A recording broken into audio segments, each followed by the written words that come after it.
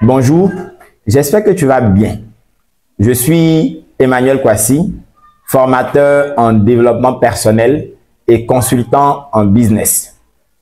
Je suis également auteur de 3 livres que je te présente maintenant. Mais cela n'a pas toujours été le cas. J'étais cette personne peu confiante, moquée, renfermée.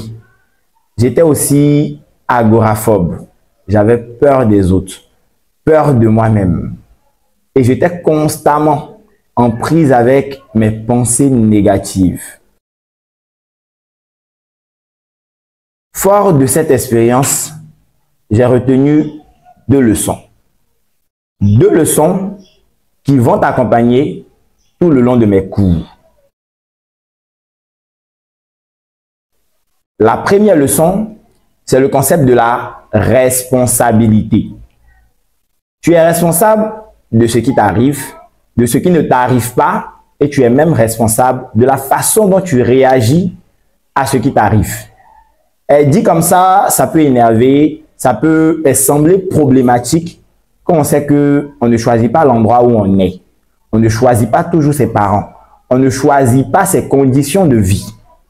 Mais je vais te prendre un exemple pour différencier la responsabilité de la faute. Imaginons que tu te réveilles un matin et il y a un nouveau-né qui est posé devant ta porte. Ce n'est absolument pas de ta faute. Mais tu es responsable de ce que tu feras de ce nouveau-né-là. Est-ce que tu vas le conduire à l'orphelinat? Est-ce que tu vas le garder? Est-ce que tu vas t'en débarrasser? C'est toi qui décides. Donc, être responsable n'implique pas nécessairement être fautif. Mais être responsable, comme disait Jean-Paul Sartre, c'est de comprendre que le plus important, c'est pas ce qu'on a fait de nous. C'est pas ce que la vie nous a donné. Mais c'est ce qu'on fait de ce qu'on a fait de nous. C'est ce qu'on fait de ce que la vie nous a donné. La deuxième leçon, c'est la notion d'injustice. Oui, la vie n'est pas juste. La vie ne l'a jamais été et ne le sera peut-être jamais.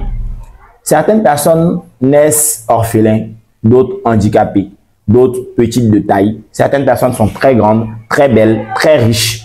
La vie n'est pas juste.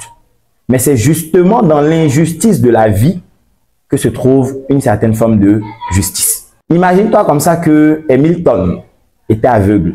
Et c'est pendant la période où il était aveugle qu'il a écrit son plus grand chef-d'œuvre, son poème. Beethoven également était sourd, mais c'était un compositeur hors pair.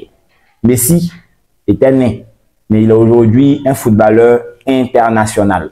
Donc l'injustice de la vie a une forme de justice parce que je peux être petit, mais talentueux par mon éloquence. Je peux être pauvre, mais téméraire et persévérant.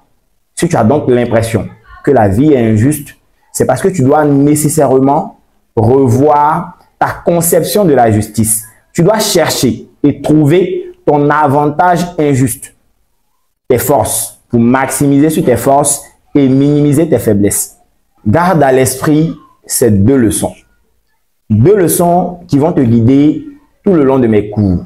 Ces leçons-là seront les prérequis qui vont t'aider à solutionner les problèmes pour lesquels tu as décidé de faire de moi ton formateur.